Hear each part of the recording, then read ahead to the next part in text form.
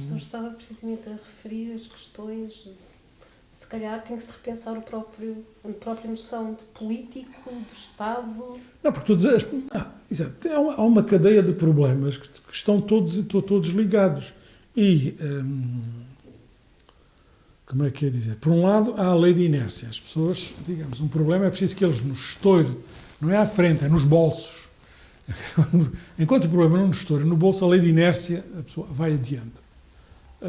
Porque os problemas têm a ver com a organização política, têm a ver também com os problemas da comunicação. Ora, a comunicação está a andar a uma velocidade que, digamos, que torna patéticos as declarações dos políticos, não digo os nossos, estão a dizer temos que legislar, temos que analisar, mas não sabiam disto. Não sabiam que o Facebook tinha esta possibilidade de fazer estas coisas. Bom, basta falar aí com qualquer informático ou investigador dessas áreas que lhe diz tudo o que é possível. E o que é possível nestas áreas tende, mais tarde ou mais cedo, tende a acontecer. Porque, quer dizer, e aqui a combinação daquela empresa da Cambridge Analytica, que é a combinação da psicologia cognitiva com a informática. Basicamente é aquilo. É isso que faz. Portanto, a partir de... Aquilo não... Quer dizer... explicado... Ou seja, aquilo não precisa de uma grande explicação. Não tem grande ciência. Não tem grande ciência. Aquilo digamos, é uma questão de...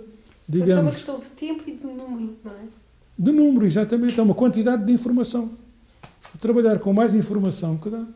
Os mesmos objetos são, digamos, fracionados num X numa informação e podem ser trabalhados completamente. Em vez de ligar duas pessoas, a política agora dirige-se a 8 milhões ou 10 milhões de pessoas, ou 6 milhões que são os eleitores, ou 7 milhões que são os eleitores em Portugal. Em vez de se dirigir a 7 milhões, pode-se dirigir, sei lá, a toda uma quantidade em vez de organizar as pessoas por cidadãos, organiza-as por consumidores deste produto ou de consumidores desta ideia. Quais são as pessoas que podem, digamos, acreditar neste partido? Quais são as pessoas que podem consumir esta ideia? Quais são as pessoas que eu posso fazer com que acreditem nesta ideia? E tudo isso. No fundo, as teorias das sondagens do início do século passado, não é? Já pressupunham essas possibilidades todas. A técnica é que faltava, não é? Sim, a técnica é que faltava, que desapareceu agora. Mas, quer dizer, também em termos, como é que é dizer, em termos políticos ou morais, também não está a acontecer assim um passo tão, digamos, como é que é dizer, a revolução é só técnica. Não, quer dizer, isto vai voltar tudo à estaca zero, mas repara, influenciar as pessoas, os políticos foi sempre isso que fizeram, quer dizer, a política faz na base do captar votos e captar consentimentos, captar aliados, é isso que se faz a política e através dos mecanismos de persuasão. Simplesmente, aquilo que chamávamos os mecanismos de persuasão, pensávamos, era conversa, que hoje em dia, para qualquer técnico destes, chama isso conversa de chacha. Porque está a falar, porquê? Porque está a falar para um universo que é um universo tão geral que consome um mínimo da mensagem que está a dirigir-lhe. Ao passo que, se fizer uma mensagem muito pequenina e a dirigir para o alvo certo, digamos, tem um efeito muito maior. Tem um efeito muito maior, escusa de fazer discursos muito grandes, porque manda só uma mensagem ou manda só uma imagem. É o tailor-made, não é? Exatamente. Mas como é que a comunicação social se vai organizar na ausência de um espaço público? Uhum. Essa é a minha pergunta. Eu não sei. Mas neste momento o que se passa é que nós estamos a viver. Digamos, a política ainda está a funcionar no pressuposto de que há um espaço público. Sim. Mas dirá, porque é que está a fazer isso? Bom, ela não sabe fazer como é o contrário. Tudo está organizado. O Estado é um Estado-nação. E a nação o que é? Um conjunto de pessoas que partilham mais ou menos os valores de cidadania, tudo isso, etc. Mas, ao mesmo tempo, quer dizer, a tecnologia já está a permitir toda uma quantidade de operações completamente diferentes, e a política, obviamente, já se está a aproveitar delas. E já está, inclusive, a fazer experiências. Não sei se eu vi ontem na televisão que me dizia que a mesma que tinham feito, não só na Inglaterra e nos Estados Unidos, como também em África, na Nigéria e mais no... Bom, e então, quer dizer, qualquer empresa vai lá, quer dizer, e ganha as eleições em 3 tempos. E mostra os resultados aos ocidentais e fecha-se um círculo. Mas, de alguma forma, os Estados vão reagir transformando-se em Estados maiores? Ou em micro-Estados? Esse é o problema. É que exato. A partir da reação já não pode ser ao nível do Estado. Tem que ser ao nível, digamos, do grande Estado. Do supra-Estado, digamos. Mas o problema é que as populações ainda estão no registro de Estado. Estão no registro de Estado-nação. E, portanto, vai ser muito difícil passar as pessoas para o registro Federação Europeia, por exemplo, qualquer coisa como essa. E a defesa será um nacionalismo ainda maior? Isso é a resposta irracional, que é responder que não é resposta nenhuma, é a falsa resposta. O populismo na Europa hoje, não é? Exatamente. Mas que o populismo provém também de uma certa, como é que é dizer, uma certa desagregação do espaço. O populismo, os grandes autores do populismo,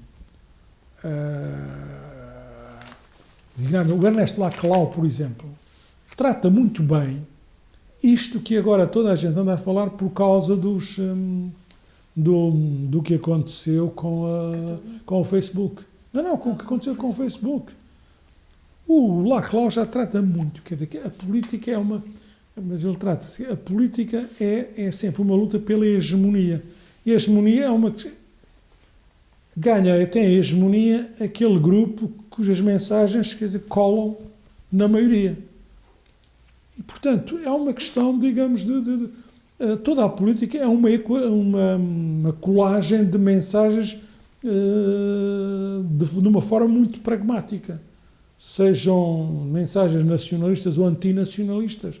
O populismo é isso tudo. A ideia de que se tem que o populismo é nacionalista, isso é uma ideia um bocado errada. Porque o populismo tende a ser nacionalista porque o nacionalismo é uma forma de combater, digamos, o que está e, portanto, tem alguma velocidade, alguma potência para se afirmar. Mas o populismo é nacionalista ou não nacionalista. O que caracteriza o nacionalismo é exatamente a ausência de causas. A única da ocupação do poder, quer dizer, através daí, quer dizer, aqueles, digamos, as mensagens tanto escritas como orais, como da postura, seja, quer dizer, os seus colegas do Podemos, que são todos lá da Universidade da Complutense, trabalham isso de uma forma altamente especializada.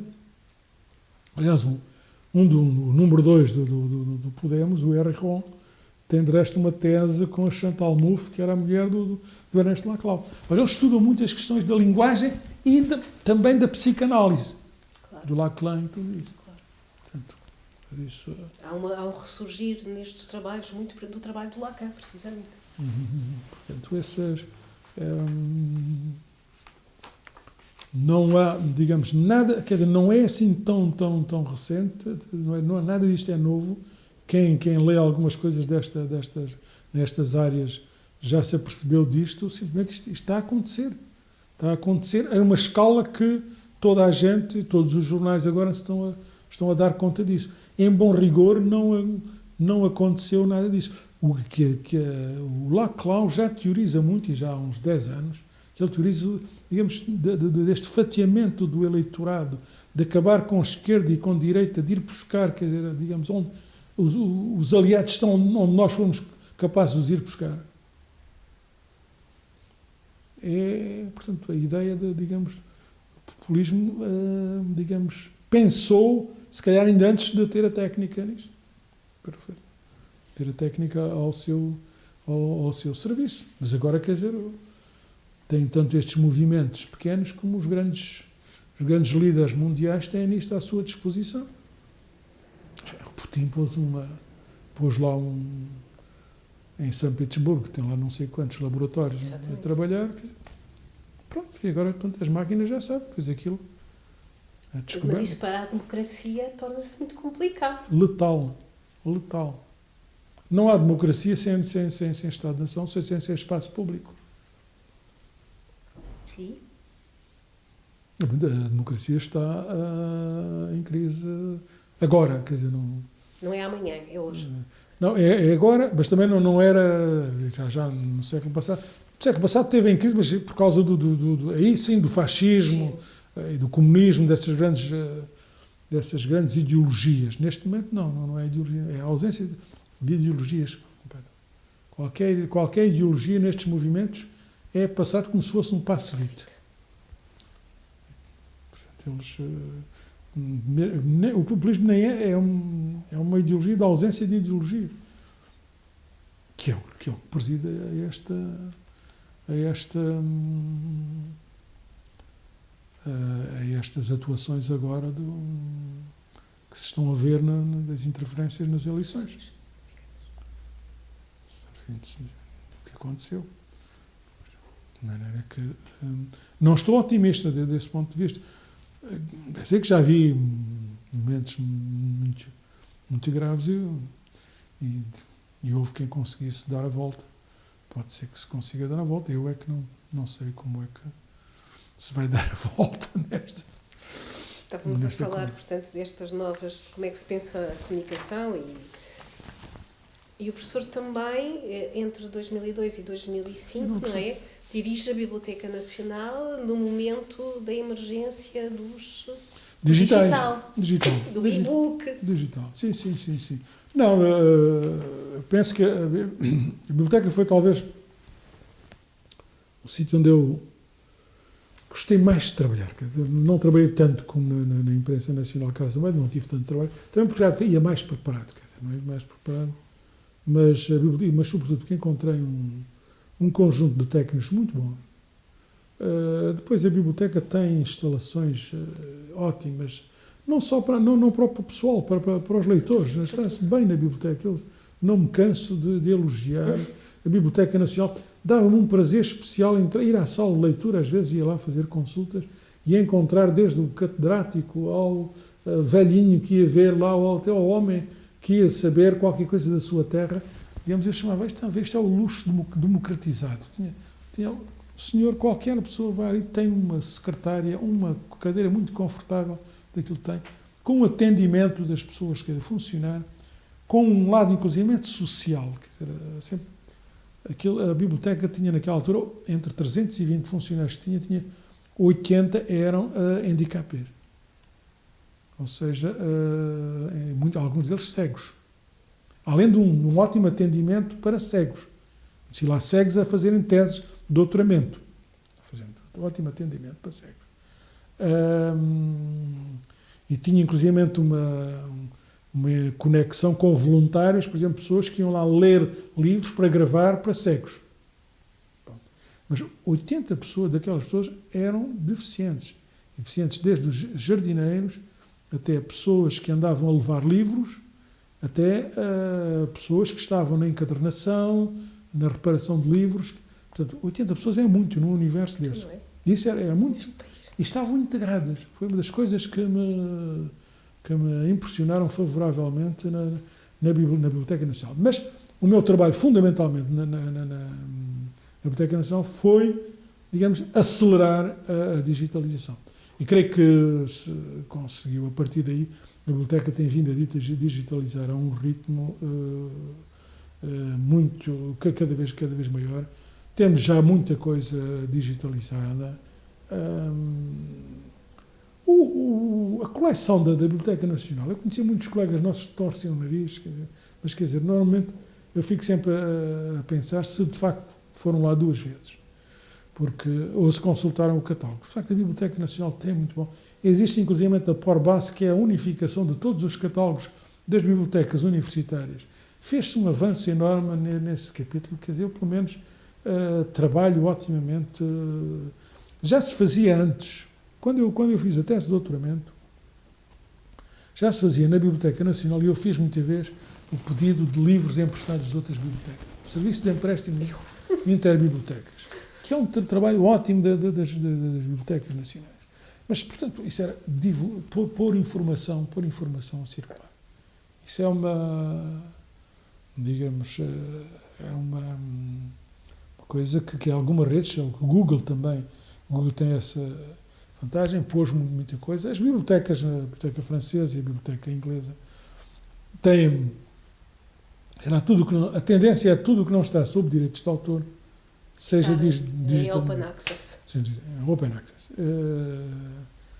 Porque hoje em dia trabalho muito, sei lá, a pessoa abrir e diz a quantidade de coisas que tem nos nossos trabalhos, quer dizer, já não digo que é o futuro, já começa a ser o passado. Mas naquela altura era muito... O nosso passado ainda foi com um cupom, não é? Não, digo que começa a ser empréstimo. O meu passado já, quer dizer, a Biblioteca Nacional, quando eu cheguei, já tinha começado, mas não era o prioritário. Nessa altura começou logo a ser, uma parte do orçamento já era a maior parte, era para aquilo, e continuou-se, basicamente, procurar acompanhar o restauro de livros, sei lá, isso já estava, todo livro que ia a restaurar era digitalizado, obviamente. E depois começar a digitalizar coleções e coleções e coleções, revistas inteiras que estão hoje em livre acesso, a obra do Fernando Pessoa tem Open Access. A obra do Fernando Pessoa, por exemplo, a quantidade de especialistas no mundo que hoje em dia consultam, trabalham sobre Fernando Pessoa. Isso é uma coisa que há 15 anos tinha que mandar vir os livros e consultar, e não tinha acesso aos originais que não estão. Ainda, porque há aquele trabalho dele, digamos, embora muitos já haja livros que publicam a fotocópia, mas por isso este trabalho hoje em dia está digamos, o trabalho científico, e não só científico, a biblioteca não tem esse trabalho científico, o tal trabalho de ir lá consultar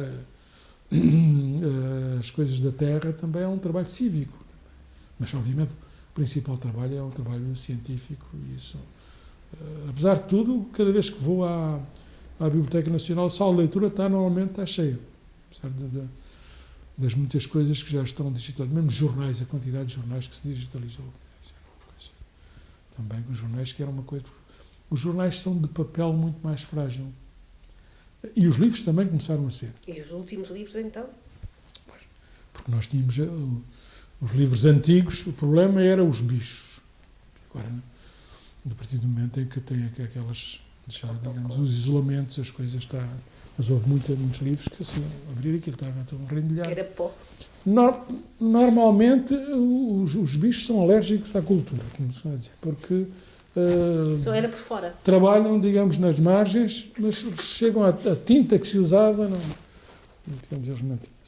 Que engraçado. É por isso que é tão fácil arranjar nos alfarrabistas livros dessa altura.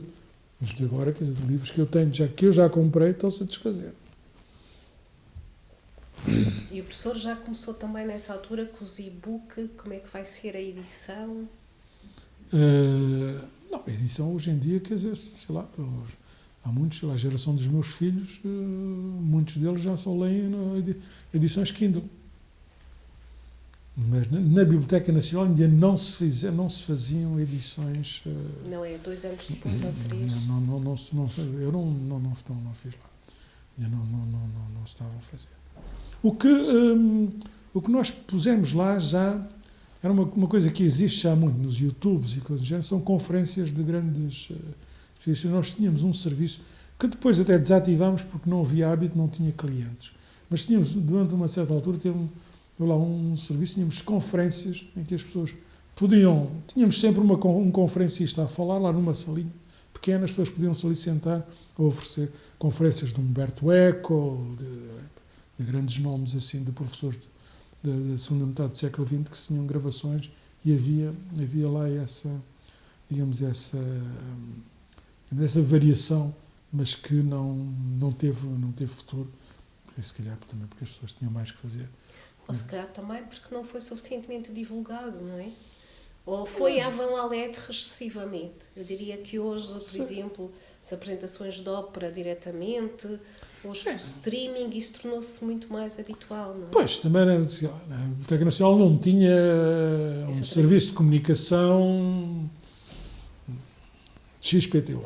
Portanto, digamos, também não sei se tem hoje. Também. Não se espera destas bibliotecas. As bibliotecas nacionais têm, digamos, uma tradição muito conservadora.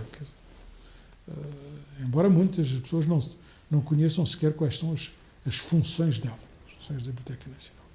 Eu tive, já agora, e para terminar por menos esta parte, tive uma das queixas foi de um conhecido intelectual português que se queixava porque eu tinha sabido porque tinha-me chegado ao blog que uma senhora tinha ido visitar a biblioteca com o filho e que um filho tinha, a páginas tantas, tinha ido para...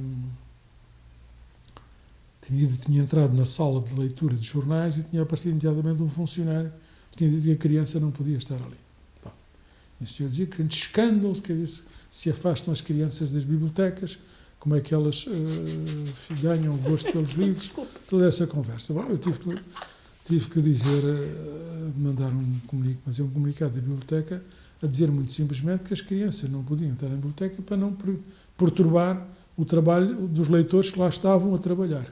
Portanto, que em qualquer biblioteca do mundo, com estas características, quando muito, tinha anexos com, digamos, videotecas e coisas desse género para as crianças, mas que nós ali trabalhávamos só com pessoas acima de, são ver 18 anos, quer dizer, que podiam... Não tinham um kids corner. Mas foi assim, portanto, veja, o entendimento das bibliotecas nacionais. Mas do que era a nossa Biblioteca Nacional. Inclusive, que nós, a crítica era que nós não estimulávamos o gosto pela leitura. E as pessoas diziam que tinham tido o gosto pela leitura quando na biblioteca do liceu, ou na biblioteca disto. Que é bem pequeno. Itinerante. Não é itinerante, mas isso era em casa. Mas as bibliotecas nacionais, em parte nenhuma do mundo, têm, digamos, acesso, exatamente por motivos que eu julgava que se compreendiam. Mas tive que concluir que não se compreendiam, ou não eram compreendidos, pelo menos por certas pessoas, de quem era de esperar a compreensão. Mas, enfim, fica aqui o desabafo, 10 anos e tal depois. Como é que vê hoje o livro? O livro eletrónico, o livro impresso, a monografia, o autor? Nós esquecemos que se calhar a questão do autor é muito mais recente do que aquela que imaginamos, não é? Sim. Sim. Ou a questão da autoria, se quiser. Não, isso aí é uma questão já um pouco diferente. Obviamente que é recente, que é uma invenção moderna, não sei se duradoura, não sei se perpetuar. Porque o livro está, digamos, o prestígio a que andava associado o livro está a sofrer uma erosão rapidíssima. E porquê? Porque começou a haver toda uma quantidade de objetos que têm na mesma forma, se apresentam com esse título, com o mesmo título, mas que não pertencem de facto ao mesmo género. E, portanto, isso leva a, digamos, que muito rapidamente as pessoas daqui a pouco já não saibam exatamente o que é um livro. Portanto, o livro hoje já não é o que era. Também o publica-se a si mesmo está cada vez mais a entrar... Uma força imensa. Tem uma força imensa, cada vez mais a autoedição. O que, digamos, isto somado a... Digamos, não sei se não será fatal que acontecer ao livro a mesma coisa que aconteceu aos jornais portanto, a importância dos jornais também reduz a partir do momento em que todas as pessoas são emissores. A partir do momento em que se os coloca ao mesmo nível, deixa de haver emissores com mais autoridade. Portanto, a autoridade de todos baixa ao mesmo tempo. Com os livros também, essa, digamos, horizontalização do objeto livro, com tudo aquilo que esteve associado nos tempos modernos e nos tempos medievais. Mas, portanto, com essa perda, digamos, vai ser muito difícil, porque vai continuar porque, vamos lá ver, as academias de best-sellers estão-se a multiplicar, quer dizer, aprender a ensinar-se escritas para conseguir escrever um romance com sucesso. Essas coisas têm muito de técnico, têm muito mais de técnico do que se pensa. E cada vez mais. Aliás, alguns dos grandes êxitos de romance no século XX são muito êxitos de técnica romanesca.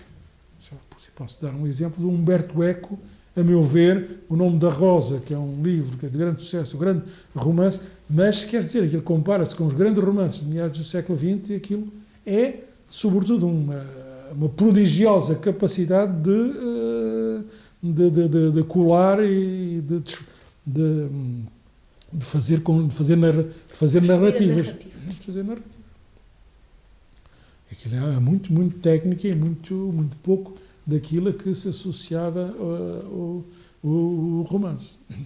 E quem diz do romance diz mesmo de obras doutrinárias, seja filosóficas, seja coisa do género. Isso cada vez mais, digamos, a produção está, academicamente, a produção está a orientar-se para revistas. Portanto, mesmo, digamos, o grande livro com a grande tese ou coisa do género está desvalorizada pelo próprio meio que era suposto ser a salvaguarda dos livros. Não vejo como é que os livros poderão subsistir.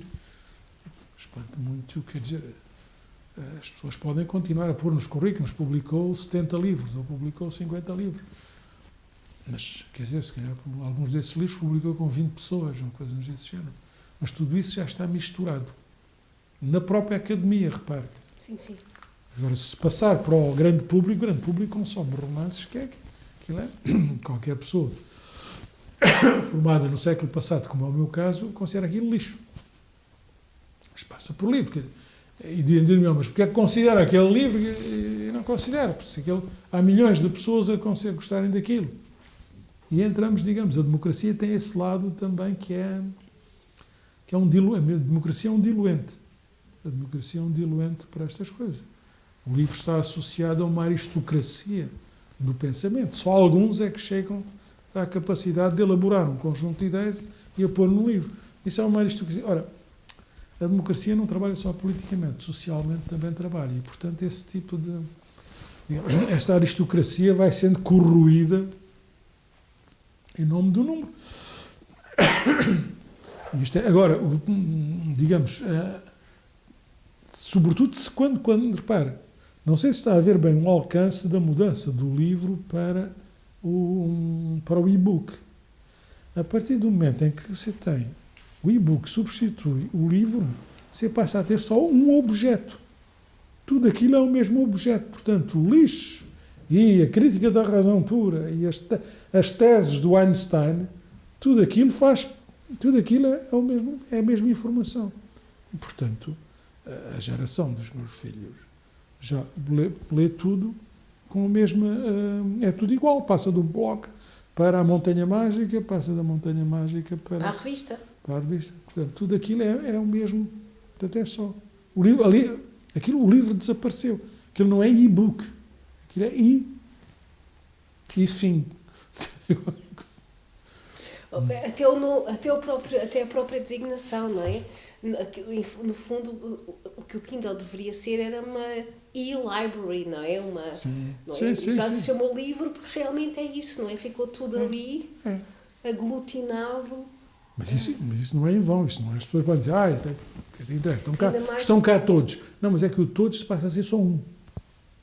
e ainda mais quando nós sabemos que quando sublinhamos, não é? Isso vai ser usado para redigir uma outra obra. Sim. O maior número de sublinhados é porque aquela frase vale a pena, do ponto de vista comercial. O meu filho já só lê, digamos, como é que se chama? No ecrã. No ecrã, só lê no ecrã. E o tempo de leitura também é outro, não é? Tempo de leitura. Não sei o que é que vai ser das colunas vertebrais desta gente, porque aquilo faz, imagino que faz imenso mal. Para mim são livros que se leem em posições mais incorretas. E as pessoas não querem.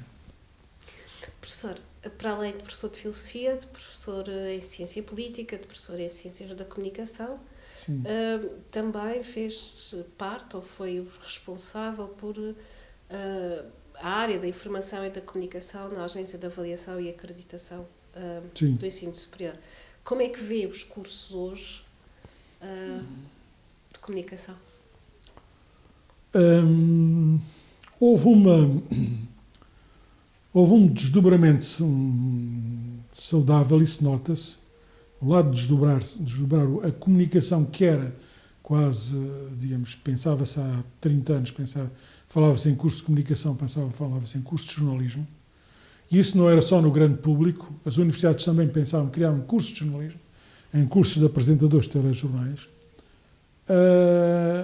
Isso mudou. Isso houve, digamos, houve, apesar de tudo, houve tantos cursos de comunicação jornalística que as universidades, para diversificar e para captar alunos, ou por qualquer outro motivo, certamente também honroso, desdobraram os cursos de comunicação. Pensem que, como é que é dizer, o passo foi maior que a perna. O que é que eu quero dizer com isso? E estou a falar do que eu conheci, através das avaliações, conheci um pouco os cursos de comunicação no país inteiro. Eu tenho a sensação que muitas dessas diversificações de curso não estão suficientemente amadurecidas. Muitas delas estão com o mesmo tipo de professores que não tinham, também por isso ou por outros motivos. Eu estou a dar até um motivo que eu compreendo, que é as universidades muitas vezes não tinham gente capacitada para fazer, e meteram-se a fazer diversificações e fazer, digamos, em disciplinas da comunicação, que algumas delas tinham a sensação que elas próprias não tinham pensado bem o que é que aquilo era. E depois isso vê-se nos currículos dos cursos, que, digamos, não eram suficientemente consistentes. Eu ouvi essa observação de alguns especialistas dessas áreas que faziam parte das comissões de avaliação e que eram especialistas nessas áreas e que faziam essa observação, e que começaria também a esperar, porque em Portugal foram tudo áreas em que não havia pessoal formado. Quero acreditar que neste momento, pelo menos, já se poderia começar a mudar, porque já há muita gente que fez especializações lá fora, e, portanto, isso poder-se talvez mudar, porque enquanto isso não se fizer, não sei se a nível das profissões já se fez sentir a chegada de pessoas, sei lá, relações públicas, a marketing, a publicidade, já se fez sentir pessoas com formação universitária.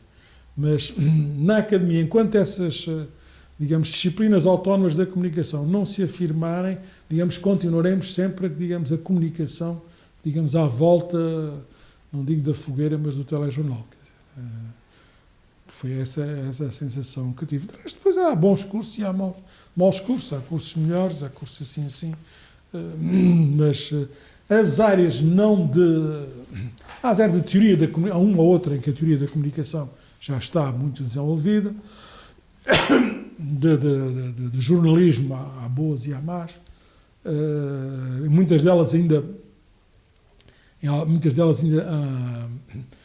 há muita tentação dos cursos irem copiar redações de jornais, que eu acho, quer dizer, que não é, salvo melhor opinião, não é a função da universidade, mas isso verifiquei em algumas universidades que tinham quase, eu vi que as disciplinas do curso eram quase as secções do jornal. Quem tinha trabalhado em jornais, como eu, olhava para aquilo, que era jornalismo económico, jornalismo cultural, etc, etc.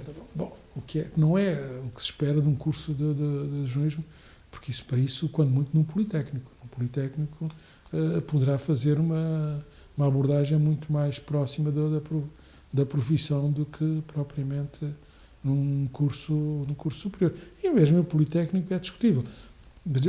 Há lugares para os dois tipos de cursos, mas sendo que o ensino superior tem mesmo que se salvaguardar a formação em comunicação ou em marketing ou em relações públicas tem que ter tem que ter um currículo próprio. E não só currículo pelas designações das unidades curriculares, mas também lá está dentro, pela forma como os professores orientam para isso. Mas pareceu-me que aí ainda haverá um percurso muito grande a fazer. Ainda não havia não há na Academia Portuguesa algumas das disciplinas da comunicação que em certos países, certas academias, já estão autonomizadas e afirmadas como linhas de autónomas de publicação, etc, etc. Aqui não... Creio que isso ainda não se deu em Portugal. Mas, enfim, talvez lá chegaremos. Sou um otimista. Já falámos praticamente assim do mapa, não é? Da sua carreira em todas as áreas da informação e da comunicação. Falta a tradução. Bom, a tradução, olha, foi uma das coisas que eu fiz no exílio. Traduzi aqui para um livro para Portugal. Mas depois não. A tradução é uma coisa que eu gosto de fazer, mas traduzi sempre para a universidade, para os meus trabalhos. As minhas traduções não foram uma coisa que eu não sou propriamente um tradutor profissional. Traduzi digamos, eram livros que faltavam nas áreas em que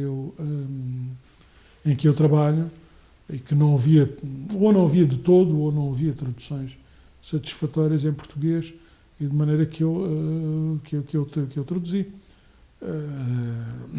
Portanto, isso eu gosto de fazer, que é um trabalho muito difícil. É um trabalho muito, passa a expressão, muito trabalhoso. É uma tarefa muito trabalhosa, porque é muito fácil traduzir, dar uma ideia do que diz o livro, traduzir exatamente o mais próximo possível como têm que ser as traduções académicas,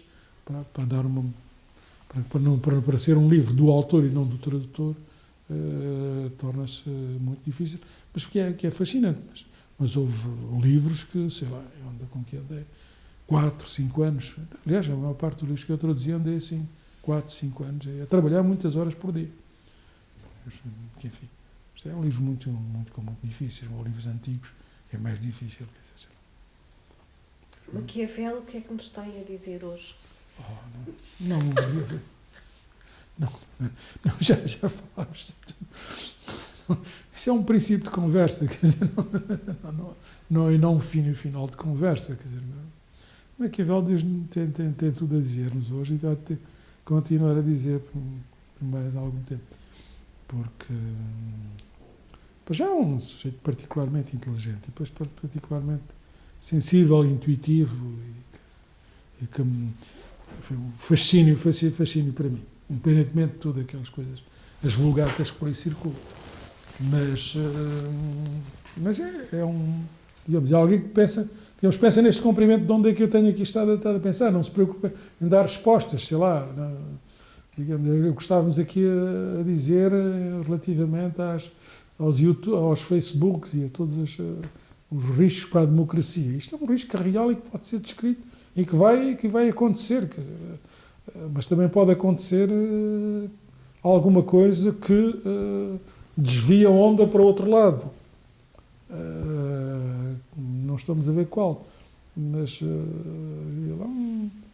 ao contrário de muita gente ainda hoje, quer dizer, ele pensava neste registro, é mais isso que me aproxima do que propriamente esta ou aquela ideia.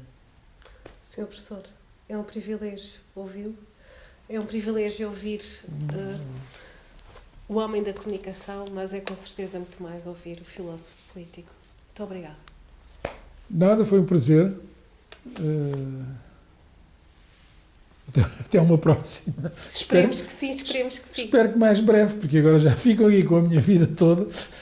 Podemos voltar para a semana. Não terei muito mais a dizer.